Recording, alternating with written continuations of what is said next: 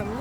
కానీ ఇక్కడ మామూలుగా ప్రారంభం అంటే కొంచెం ఇప్పుడే కదా మామూలుగా జరుగుతుంది అని అనుకున్నాం. కానీ ఇక్కడ 2 రోజులు ఉజ్జీవ ప్రార్థనలు అంత ఉజ్జీవంగా జరిగాయి. దేవుని ఆత్మ బలంగా మాట్లాడారు. దేవుని ఆత్మతో ఎంతో స్వస్థతలు జరిగాయి. మేము కళ్ళారా చూసాం.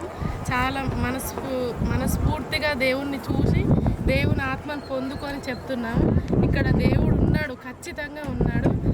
ఇంకా ఇలాంటి మహాసభలు ఎన్నో జరిగినప్పటికీ ఇక్కడ జరిగినట్టుగా ఎక్కడ జరగలేదు.